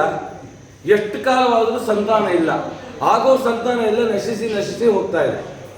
ಆಗೇನು ಮಾಡಿದ್ರು, ಇಬರಾಂಪುರ ಅಪ್ಪ ಅವರು ಅಂತ, ಇಬರಾಂಪುರ ಅಂತ ಮಂತ್ರಾಲಯದಿಂದ ಒಂದು 7 ಕಿಲೋಮೀಟ್ರ್, ಅಲ್ಲಿ ಅಪ್ಪ ಅವರು ಅಂತ ಒಳ್ಳೆ ಅವಧೂತ ಶಿಖಾಮಣಿಗಳು, ಒಳ್ಳೆ ವರ್ಚಸ್ವಿಗಳು, ಕುದುರೆ ಮೇಲೆ ಓಡಾಡೋರಂತೆ. ಜನ ಎಲ್ಲ ಇವ್ರನ್ನ ಶಾನ್ಭೋಗರು ಅಂತ ಕರಿತಿದ್ರಂತೆ.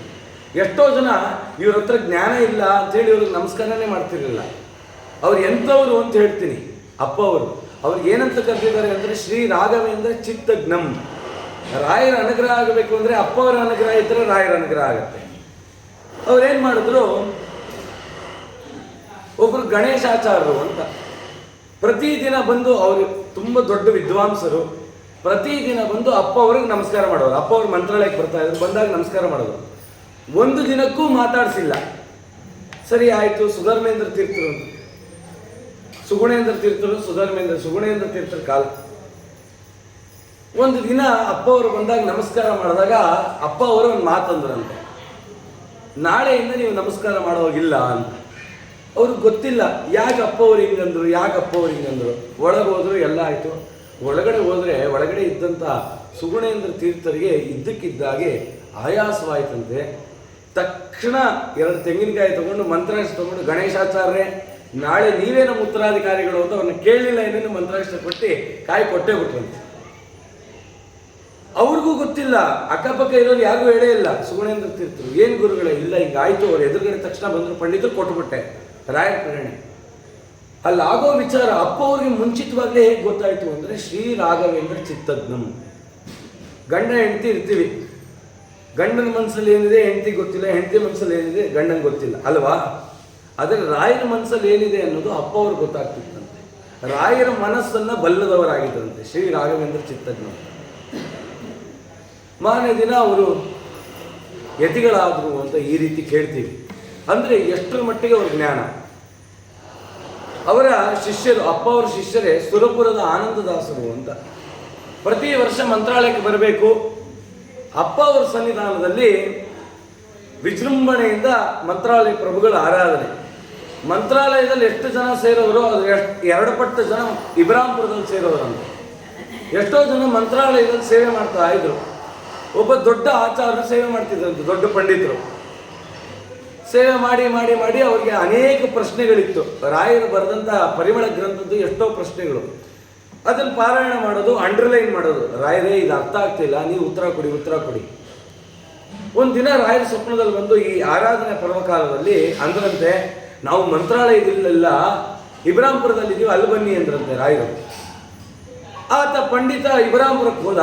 ಇಬ್ರಾಂಪುರಕ್ಕೆ ಹೋದರೆ ಅಲ್ಲಿ ಒಬ್ಬ ಆಚಾರ್ಯ ಪ್ರವಚನ ಮಾಡ್ತಿದ್ದಾರೆ. ಏನು ಪ್ರವಚನ ಅಂದರೆ, ಇವ್ರು ಏನೇನು ಅಂಡರ್ಲೈನ್ ಮಾಡಿದ್ರು ಅದೇ ವಿಚಾರದ ಕ್ಲಿಷ್ಟಗಳನ್ನು ಪರಿಹಾರ ಮಾಡಿದ್ರು. ಅವ್ರಿಗೆ ಅನ್ನಿಸ್ತು, ಅಂದರೆ ಇಬ್ರಾಂಪುರ ಎಂಥದ್ದು, ಹರಿದಾಸರಿಗೆ ಮಂದಿರವೆನಿಸಿದ ಇಬ್ರಾಂಪುರ ಅಂತ ಕರೀತಿದ್ದಾರೆ. ಅಲ್ಲಿ ಸುರಪುರದ ಆನಂದದಾಸರು ಅಂತ. ಸುರಪುರದ ಆನಂದದಾಸರು ಸುರಪುರದಿಂದ ಬರಬೇಕು, ಆ ನದಿ ದಾಟಬೇಕು. ಶ್ರಾವಣ ಮಾಸ ಭಯಂಕರವಾಗಿರ್ತಕ್ಕಂಥ ಪ್ರವಾಹ ಹರಿತಾ ಇದೆ. ಇವ್ರು ನೋಡಿದ್ರು ಒಂದು ತೊಟ್ಟು ನೀರಿಲ್ಲ. ಇದೇನಪ್ಪ ಶ್ರಾವಣ ಮಾಸದಲ್ಲಿ ನೀರೇ ಇಲ್ಲ ಅಂದ್ಕೊಂಡ್ರು. ನದಿ ದಾಟಿದ್ರು. ನದಿ ಮಧ್ಯಕ್ಕೆ ಬಂದರೆ ಎಲ್ಲಿತ್ತೋ ಅದೇ ಜೋರಾಗಿ ಬಂತು. ಇವ್ರಿಗೆ ಬಹಳ ಭಯ ಆಯಿತು, ಏನು ಮಾಡೋದು. ಇಬ್ರಾಂಪುರ ಅಪ್ಪ ಅವ್ರನ್ನ ನೆನೆಸ್ಕೊಂಡ್ರಂತೆ. ಅಲ್ಲಿ ಅಂಬಿಗರು ಬಂದ್ರಂತೆ. ಬಂದು ಬನ್ನಿ ಬುದಿ ಅಂತ ಹೇಳ್ಬಿಟ್ಟು ಅವರು ಒಂದು ಹಗ್ಗ ಕಟ್ಟಿ ಒಬ್ಬ ಹೋಗಿ ಈಸ್ಕೊಂಡು ಹೋಗಿ ಇವ್ರನ್ನ ದಡಕ್ಕೆ ಸೇರಿಸಿದ್ರು. ಆ ಆನಂದದಾಸರು ಕೇಳಿದ್ರಂತೆ, ಯಾರು ನೀವು, ನಿಮ್ಮ ಹೆಸರೇನು? ನನ್ನ ಹೆಸರು ರಾಘಪ್ಪ, ಇವ್ರ ಹತ್ರ ವಾದಪ್ಪ ಅಂದ್ರಂತೆ. ಹೊರಟು ಬಿಟ್ರು. ಅಪ್ಪ ಅವ್ರ ಹತ್ರ ಹೋದ್ರಿ, ಇಬ್ರಾಂಪುರಕ್ಕೆ ಹೋದ್ರೆ ಅಪ್ಪ ಅವ್ರು ಎದ್ದು ನಿಂತ್ಕೊಂಡ್ರಂತೆ. ರಾಯರ ದರ್ಶನ ಆಯ್ತಾ ಅಂದ್ರೆ, ಏನು ಸ್ವಾಮಿ ರಾಯರ ದರ್ಶನ ಜೀವನೇ ಹೋಗ್ತಿತ್ತು. ಯಾರು ಬಂದು ಕಾಪಾಡಿದ್ರು? ಯಾರೋ ಇಬ್ಬರು ಬಂದಿದ್ರು, ರಾಘಪ್ಪ ವಾದಪ್ಪ ಅಂದರು. ಅವ್ರು ಯಾರು ಅಂದ್ಕೊಡ್ರಿ, ರಾಘಪ್ಪ ಅಂದರೆ ರಾಯರೇ, ವಾದಪ್ಪ ಅಂದರೆ ಅವ್ರ ಪಕ್ಕದಲ್ಲಿದ್ದ ವಾದೀಂದ್ರ ತೀರ್ಥರೇ. ನೋಡ್ದ ಹೇಗೆ ಅನುಗ್ರಹ ಮಾಡಿದ್ರು ನಿನಗೆ. ಯಾವ ಮೂಲಕ ಹೆಂಗೆ ಬಂದು ಅನುಗ್ರಹ ಮಾಡ್ತಾರೋ ಗೊತ್ತಿಲ್ಲ ರಾಯರು, ಹಾಗೆಲ್ಲ ಅನುಗ್ರಹ. ಹಾಗೆ ಇದೇ ಶ್ರೀಧರ ವಿಠಲರು ಮುಂದೆ ಅವತಾರ ಮಾಡಬೇಕು. ಇಬ್ರಾಂಪುರ ಅಪ್ಪ ಅವರ ಆತ್ಮೀಯ ಸ್ನೇಹಿತರು ಅವರು ಬಂದು ಕೇಳಿದ್ರು, ಸ್ವಾಮಿ ಎಷ್ಟು ಸಂತಾನ ಆಗ್ತಿದೆ ಹೋಗ್ತಿದೆ, ನೀವು ಒಂದು ಅನುಗ್ರಹ ಮಾಡಿ ಅಂದಾಗ ಅಪ್ಪ ಅವರು ದೇವ್ರ ಪೆಟ್ಟಿಗೆ ಕೈ ಹಾಕಿದ್ರಂತೆ. ದೇವ್ರ ಪೆಟ್ಟಿಗೆಯಲ್ಲಿ ಒಂದು ಮುತ್ತು ಸಿಕ್ತಂತೆ. ಅದನ್ನು ಕೊಟ್ಟು ಮುತ್ತನಂತ ಮಗ ಹುಟ್ಕೊಂಡು ಹೋಗು ಅಂದ್ರಂತೆ. ಸಂತಾನ ಆಯಿತು. ಅವನಿಗೆ ಸ್ವಾಮಿರಾಯ ಅಂತ ಹೆಸರಿಟ್ರು. ಆ ಸ್ವಾಮಿರಾಯ ದೊಡ್ಡ ಉಡಾಳ, ತನ್ನ 40 ವರ್ಷ ಜೀವನ ಉಡಾಳ. ಸರಿ ಹೋಗ್ತಾನೇನೋ ಅಂತ ಮದುವೆ ಮಾಡಿದ್ರು. ಮದುವೆ ಆದರೆ ಸರಿ ಹೋಗಲಿಲ್ಲ. ಹೀಗೆಲ್ಲ ಆದ ಕಾಲಕ್ಕೆ ಯಾವುದೋ ಒಂದು ಸನ್ನಿವೇಶ, ಯಾರೋ ಬ್ರಾಹ್ಮಣರು ಬೈದ್ಬಿಟ್ರಂತೆ, ಎಂಥ ದೊಡ್ಡವ್ರ ಹೊಟ್ಟೆಯಲ್ಲಿ ನೀನು ಅನಿಷ್ಟ ಹುಟ್ಟುಬಿಟ್ಟಲ್ಲ ಅನ್ನೋ ಮಾತು ಅವರಿಗೆ ತುಂಬ ದುಃಖ ಆಯಿತು.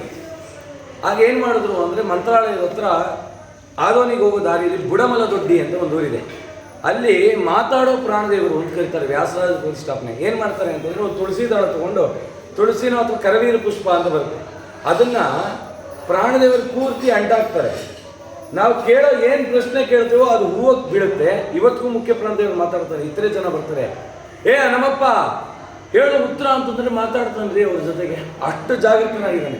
ಅಲ್ಲಿ ಆ ಕಾಲಕ್ಕೆ ಮಂದಿರ ಎಲ್ಲ ಏನಿದೆ, ಒಂದು ಬೇವಿನ ಮರದ ಕೆಳಗಿತ್ತಂತೆ. ಈ ಸ್ವಾಮಿರಾಯ ಏನು ಮಾಡಿದ, 90 ದಿನ ಸೇವೆ ಮಾಡಿದ್ರಂತೆ. ಹೇಗೆ ಅಂತಂದರೆ, ಬೆಳಿಗ್ಗೆ ಹೇಳಿ ಸ್ನಾನ ಮಾಡೋದು, ಪ್ರದಕ್ಷಿಣೆ ಹಾಕೋದು, ನಮಸ್ಕಾರ ಮಾಡೋದು, ಇಷ್ಟೇ.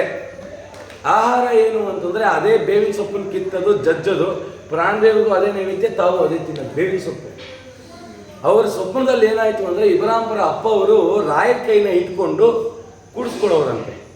ಬಾಯಿಲಿ ಸ್ವಾಮಿರಾಯ ಅಂತ ಕರೆದು ರಾಯರಿಂದ ಪಾಠ ಹೇಳಿಸಿದ್ರಂತೆ 90 ದಿನ. 90ನೇ ದಿನ ಎಚ್ಚರಾಗಿ ರಾಯರಂದ್ರಂತೆ, ನಿನ್ನ ವಿದ್ಯಾ ಪೂರ್ಣ ಆಯಿತು ಅಂದ್ರಂತೆ. ಮಾನ್ಯ ದಿನ ಎದ್ದರಂತೆ ಸೇವೆ ಮಾಡಿದ್ರೆ ಅವರ ಬಾಯಲ್ಲಿ ಎಂತೆಂಥ ಮಂತ್ರಗಳು. ಎಂಥ ರಾಯರ ಬಗ್ಗೆ ಸಂಸ್ಕೃತದಲ್ಲಿ ಹೆಚ್ಚು ಶ್ಲೋಕವನ್ನು ರಚನೆ ಮಾಡಿರೋದೇ ಗುರು ಜಗನ್ನಾಥದಾಸ. ಯಾರತ್ರ ಅವರೇ ಹೇಳ್ತಾರೆ, ಓದಿ ಪೇಳದವನಲ್ಲ, ಏನು ತಿಳಿದಿಲ್ಲ ನಾನು. ಹೇಗೆ ನಡೀತಿದೆ ಅಂದ್ರೆ ರಾಯರ ಪಾದದೋಳು ನನ್ನನ್ನು ರಕ್ಷಣೆ ಮಾಡ್ತಿದೆ. ಹೇಗಿದೆ ರೀ ವೆಂಕಟೇಶ್ ತವರಾಜ, ಒಂದು ಸಾಕು, ನಿನ್ನ ಸೇವೆ ಏನಿತ್ತು ನಿನಗೆ ಪ್ರಾರ್ಥನೆ ಹೇಗೆ ಮಾಡಬೇಕು. ದೇವ್ರ ಮುಂದೆ ನಿಂತ್ಕೋತೀವಿ, ಪ್ರಾರ್ಥನೆ ಮಾಡಿ. ಏನು ಪ್ರಾರ್ಥನೆ ಮಾಡೋದು? ದೇವರೇ ಮನೆಗೆ ಹೋಗ್ಬೇಕು, ನೀನೆಲ್ಲ ಕೊಟ್ಟಿದ್ಯಾ, ಮಳೆ ಬರ್ತಾ ಇದೆ, ತಡೆದು ಬಿಡಪ್ಪ, ಇಂಥ ಪ್ರಾರ್ಥನೆ ನಮ್ಮದು. ಹೇಗಿದೆ ಪ್ರಾರ್ಥನೆ? ನಿನ್ನ ಸೇವೆ ಏನಿತ್ತು ಎನಗೆ, ನಿನ್ನ ಪದಯುಗ ಭಕ್ತಿ ನೀಡಿ, ನಿನ್ನ ಗುಣಗಳ ಸ್ತವನ ಮಾಡುವ ಜ್ಞಾನ ನೀನಿತ್ತು, ಎನ್ನ ಮನದಲ್ಲಿ ನೀನೇ ನಿಂತು ಗಣ್ಣ ಕಾರ್ಯವ ಮಾಡಿಸು ಧನ್ಯನೆಂದನಿಸೆನ್ನ ಲೋಕದಿ ಶೇಷಗಿರಿವಾಸ. ಎಂಥ ಪದ ರೀ! ಯಾರ ಹತ್ರ ಹೇಳಿಸ್ಕೊಂಡ್ರು? ಗುರು ಜಗನ್ನಾಥದಾಸರು 90 ದಿನ ರಾಯರ ಹತ್ರ ಹೇಳಿಸ್ಕೊಂಡ್ರಂತೆ. ಅವರು ಬ್ರಹ್ಮಸೂತ್ರ ಭಾಷೆ ಬರೆದಿಟ್ಟಿದ್ದಾರಂತೆ. ವಿದ್ಯಾಮಾನ್ಯ ತೀರ್ಥರು ಒಮ್ಮೆ ಕೌತಾಳಕ್ಕೆ ಹೋದಾಗ ನೋಡಿದ್ರಂತೆ.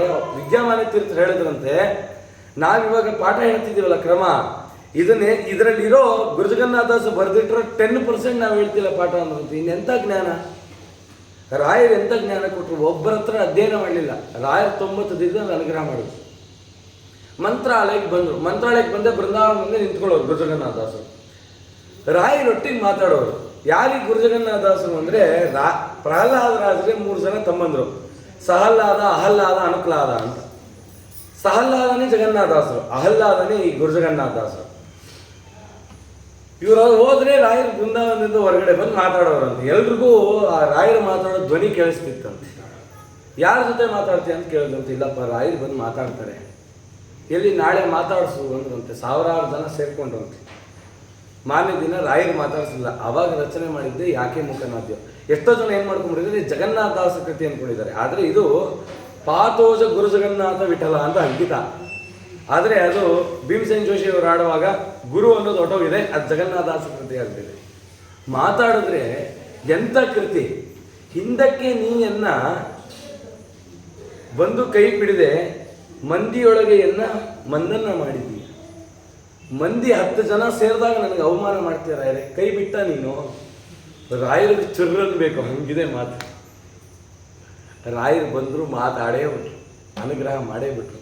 ಅಂತ ಗುರು ಜಗನ್ನಾಥದಾಸರು ಒಂದು ಕಡೆ ಸಂಚಾರ ಮಾಡೋ ಕಾಲಕ್ಕೆ ಒಬ್ಬರು ಮನೆತನದಲ್ಲಿ ಒಬ್ಬರು ಮಡಿ ಹೆಂಗಸು ಒಂದು ಬೃಂದಾವನ ಮೇಲೆ ದೀಪ ಹಚ್ತಾ ಇದ್ಲಂತೆ. ಆಕೆಗೆ ಸ್ವಪ್ನ ಬಿತ್ತು. ಆ ಮನೆತನದವರು ಸ್ವಪ್ನ ಬಿದ್ದು ಹೇಳಿದ್ರು, ನಾಳೆ ಒಬ್ಬ ವಿಪ್ರ ಬರ್ತಾನೆ, ಅವನಿಗೆ ಈ ಬೃಂದಾವನ ಕೊಟ್ಟರು ಬಿಡು, ಈ ಬೃಂದಾವನದಲ್ಲಿ ನಾನಿದ್ದೀನಿ ಅಂತ ರಾಯರಂದ್ರು. ಅಲ್ಲಿ ಗುರು ಜಗನ್ನಾಥದಾಸರು ಸ್ವಪ್ನ, ನಮ್ಮ ಬೃಂದಾವನ ಇದೆ, ನೀವು ತಗೊಂಡು ಹೋಗ್ಬೇಕು. ಹೋದರು, ಆ ಬೃಂದಾವನ ನೋಡಿದ್ರು. ನೋಡಿದಾಗಲೇ ಅವ್ರು ರಚನೆ ಮಾಡಿದ್ದು, ಮುದ್ದು ಬೃಂದಾವನ ಮಧ್ಯದೊಳಗಿಂದ ತಿದ್ದಿ ಹಚ್ಚಿದ ನಾಮ ಮುದ್ರೆಗಳಿಂದ ಒಪ್ಪುತ್ತ ಎದ್ದು ಬರುತ್ತಾರೆ ನೋಡೆ. ಆ ಹಾಡು ನಿಮ್ಗೆಲ್ರಿಗೂ ಗೊತ್ತು. ಅಲ್ಲಿ ರಾಯರು ಅಂತ ಹೇಳಿದಾರ, ಟೀಕಾರಾಯರು ಅಂತ ಹೇಳಿದಾರ, ಶ್ರೀಪಾದ ರಾಯರು ಅಂತ ಹೇಳಿದಾರ? ಹೇಳಿ ನೋಡಿ, ಆ ಕೃತಿ ನೋಡಿ. ಎದ್ದು ಬರುತ್ತಾರೆ ನೋಡೆ ಗುರುಗಳು, ಮುದ್ದು ಬೃಂದಾವನ ಮಧ್ಯದೊಳಗೆ. ಯಾರು ಮುದ್ದು ಬೃಂದಾವನ? ಟೀಕಾರಾಯರ ಬೃಂದಾವನವಾ? ವಿಜೇಂದ್ರ ತೀರ್ಥರ ಬೃಂದಾವನ? ಯಾರ ಬೃಂದಾವನ? ಆ ಹಾಡನ್ನ ಯಾರಿಗೆ ಬೇಕಾದ್ರೆ ಆಡಬಹುದು ನೀವು. ಹಾಗೆ ರಚನೆ ಮಾಡಿದ್ದಾರೆ. ಆದರೆ ಅದು ರಾಯರನ್ನು ಕರ್ಕೊಂಡ್ಬಂದು ಕೌತಾಳದಲ್ಲಿ ಸ್ಥಾಪನೆ ಮಾಡಿದ್ರು. ಕೌತಾಳದಲ್ಲಿ ಸ್ಥಾಪನೆ ಆಯಿತು, ಪ್ರತಿಷ್ಠಾಪನೆ ಆಯಿತು. ಅವರು ರಾಯರನ್ನು ಉಪಾಸನೆ ಮಾಡುವಾಗ ರಾಯರಿಂದ 5 ರೂಪ ಹೊರಗೆ ಬರ್ತಿತ್ತಂತೆ. ಗೋಪಾಲದಾಸರು ಮಾಡುವಾಗ ರಾಮ ನರಹರಿ ಕೃಷ್ಣ ಕೃಷ್ಣ ವೇದವ್ಯಾಸ ಅಂತಂದ್ರು. 2 ಕೃಷ್ಣ ರೂಪ, ಒಂದು ವೇದವ್ಯಾಸ ರೂಪ, ಒಂದು ರಾಮ ರೂಪ, ಒಂದು ನರಹರಿ ರೂಪ ಅಂತ. ಇವ್ರು ಹಾಗೆ ಹೇಳಲಿಲ್ಲ. ಇವ್ರು ಹೇಳಿರೋದು ಹೇಗಿದೆ ಅಂತಂದರೆ ಡೈರೆಕ್ಟ್ ಹಿಟ್ಟು, ಭಾಳ ಚೆನ್ನಾಗಿದೆ. ಇವ್ರು ಹೇಳ್ತಾರೆ, ರಾಯರಿಂದ ನಾನು ಉಪಾಸನೆ ಮಾಡ್ತಾ ಇದ್ದೆ, ರಾಯರಿಂದ ನರಸಿಂಹದೇವರು ಬಂದರು. ಯಾಕೆ ಬಂದರು ಅಂತಂದರೆ, ಹಿಂದೆ ಇವರೇ ಪ್ರಹ್ಲಾದರಾಜರು ನರಸಿಂಹದೇವರನ್ನು ಒಲಿಸ್ಕೊಂಡಿದ್ದಕ್ಕೆ ನರಸಿಂಹದೇವರು ಸಂಪೂರ್ಣವಾಗಿ ಇವರಲ್ಲೇ ಸನ್ನಿಹಿತನಾಗ್ಬಿಟ್ಟಿದ್ದಾನೆ. ಅದಕ್ಕೆ ನರಸಿಂಹದೇವರು ಕಾಣಿಸ್ತಾ ಆಯಿತು. ನರಹರಿ ರಾಮ ಕಾಣಿಸ್ತಾ ಇದ್ದಾನೆ. ಇವರಲ್ಲಿ ಯಾಕೆ ರಾಮ ಕಾಣಿಸ್ದ? ಇವರು ರಾಮನ ಸೇವೆ ಮಾಡಿದಾರಾ ಏನೋಪ್ಪ ನಮ್ಗೆ ಗೊತ್ತಿಲ್ಲ ಅಂತ ಪೆಂಡಿಂಗ್ ಇಟ್ಟರು. ನರಹರಿ ರಾಮ ಕೃಷ್ಣನನ್ನು ಉಪಾಸನೆ ಮಾಡಿದ್ದಾರೆ. ಎಲ್ಲಿ ಅಂತಂದರೆ ಬಾಲಿಕ ರಾಜರಾಗಿರುವಾಗ. ನಾನು ಹೇಳಿದೆ, ಎಷ್ಟೋ ಸತಿ ಹೇಳಿದ್ದೀನಿ, ಹಾಗಾಗಿ ಅದನ್ನು ಹೇಳಿಕ್ಕೆ ಹೋಗಲ್ಲ.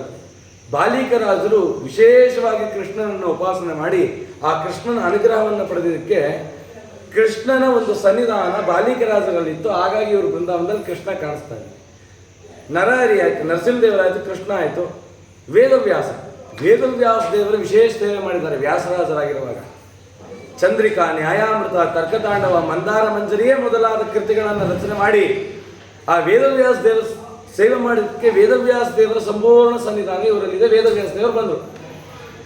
ಪ್ರತ್ಯಕ್ಷ ಈಗ ರಾಘವೇಂದ್ರ ಸ್ವಾಮಿಗಳಾಗಿರುವಾಗ ಸಾಕ್ಷಿ ಹಯಾಸ್ಯೋತ್ರ ಏನ್ ತಂದ್ರು, ಹೈಗ್ರೀವ ದೇವರನ್ನು ಅವರು ಉಪಾಸನೆ ಮಾಡಿದ ಕಾಲಕ್ಕೆ ಹೈಗ್ರೀವ ದೇವರ ಸನ್ನಿಧಾನ ಇದೆ. ರಾಮದೇವರು ಎಲ್ಲಿಂದ ಬಂದರು? ಇವರೇನಾದರೂ ರಾಮಾಯಣ ಕಾಲದಲ್ಲಿ ಅವತಾರ ಮಾಡಿದ್ರ ಅಂತ ಪ್ರಶ್ನೆ ಮಾಡ್ತಾರೆ. ರಾಯರು ರಾಮಾಯಣ ಕಾಲದಲ್ಲಿ ಅವತಾರ ಮಾಡಿದ್ರ? ಅದನ್ನು ನಾವು ನೀವು ಹೇಳಿದ್ರೆ ಅದಕ್ಕೆ ಪ್ರಯೋಜನ ಇಲ್ಲ. ಯಾರು ಹೇಳಬೇಕು? ಅವ್ರ ತಮ್ಮನೇ ಹೇಳಬೇಕು.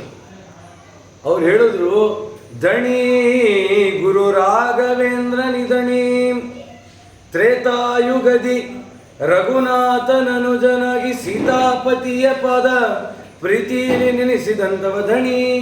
ಯಾರಿವರು? ತ್ರೇತಾಯುಗದಿ ರಘುನಾಥನ ಅನುಜನಾಗಿ. ಯಾರು? ರಾಮದೇವರು ತಮ್ಮ ಲಕ್ಷ್ಮಣನಾಗಿ ಅವತಾರ ಮಾಡಿದರು. ಇವರೇ ಹಿಂದೆ ಲಕ್ಷ್ಮಣನಾಗಿ ಬಂದಿದ್ರು. ಆ ಲಕ್ಷ್ಮಣನಾಗಿ ರಾಮದೇವರ ಸೇವೆ ಮಾಡಿದಕ್ಕೆ ಇವರಲ್ಲಿ ರಾಮದೇವರ ಸನ್ನಿಧಾನ. ಒಪ್ಲಿಕ್ಕಾಗಲ್ಲ ರೀ, ನೀವೆಲ್ಲರೂ ರಾಘವೇಂದ್ರ ಗುರು ರಾಯರ ಸೇವಿಸಲು ಹಾಡು ಹೇಳ್ತೀರಾ. ಅಲ್ಲಿ ಶ್ರೀಧ ವಿಠಲರೇ ಹೇಳಿದ್ದಾರೆ, ದಾಶರಥಿಯ ದಾಸತ್ವವ ತಾನ್ವಯಿಸಿ. ಇದರ ಅರ್ಥ ಏನು? ಮತ್ತೇನು ನಿರೂಪಣೆ ಮಾಡ್ತೀರಾ? ಮತ್ತೆ ಆ ಹಾಡು ಸುಳ್ಳ? ಹಾಡಬೇಡಿ ನಾಳೆಯಿಂದ. ದಾಶರಥಿಯ ದಾಸತ್ವವನ್ನು ಯಾರು ವಹಿಸಿದ್ರು? ಮುಖ್ಯ ಪ್ರಾಣದೇವರು ಬಿಟ್ರೆ ಲಕ್ಷ್ಮಣ ಏನ್ ಸೇವೆ ಮಾಡೋದು ಗೊತ್ತಾ? ಅಣ್ಣ, ನೀ ವನವಾಸದಲ್ಲಿ ಇದ್ದ ಕಾಲಕ್ಕೆ ನೀನು ಪುನಃ ಅಯೋಧ್ಯೆಗೆ ಬರೋ ತನಕ ನಾನು ಒಂದು ಹನಿ ನೀರು ಕುಡಿಯಲ್ಲ ಅಂದರು. ಇಡೀ ವನವಾಸ ಕಾಲದಲ್ಲಿ ಲಕ್ಷ್ಮಣ ದೇವರು ಒಂದು ತೊಟ್ಟು ನೀರನ್ನು ಕೂಡ ನುಂಗಿಲ್ಲ ಅಂತೆ. ಅಂಥ ಕಠಿಣವಾದ ಉಪವಾಸವನ್ನು ರಾಮದೇವರ ಸೇವೆಯಾಗಿ ಮಾಡಿ ಅಂಥ ದಾಸತ್ವವನ್ನು ವಹಿಸಿದ್ರು. ಅಂಥ ಸೇವೆ ಮಾಡಿದ್ದಕ್ಕೆ ರಾಮದೇವರು ಇವರಲ್ಲಿ ನೆಲೆಸಿಬಿಟ್ಟಂತೆ. ಈ ರೀತಿಯಲ್ಲಿ 5 ರೂಪದಿಂದ ಇದ್ದು ರಾಯರು ಆ 5 ರೂಪದ ಪರಮಾತ್ಮನ ದರ್ಶನ ಮಾಡಿಸ್ತಿದ್ದಾರೆ ಅಂತ ಹೇಳಿ 5 ಬೃಂದಾವನ ಇಟ್ಟು ಪೂಜೆ ಮಾಡ್ತಿದ್ದಾರಂತೆ. ವಾದಿರಾಜರಿಗೆ 5 ಬೃಂದಾವನ ಇದೆಯಲ್ಲ, ಇವ್ರಿಗೂ 5 ಬೃಂದಾವನ ಇಟ್ಟು ನರಹರಿ, ರಾಮ, ಕೃಷ್ಣ, ವೇದವ್ಯಾಸ, ಹೈಗ್ರೀವ ಅಂತ 5 ರೂಪ ಇಟ್ಟು ಪೂಜೆ ಮಾಡ್ತಿದ್ದಾರಂತೆ ಗುರುಜಗನ್ನಾಥ.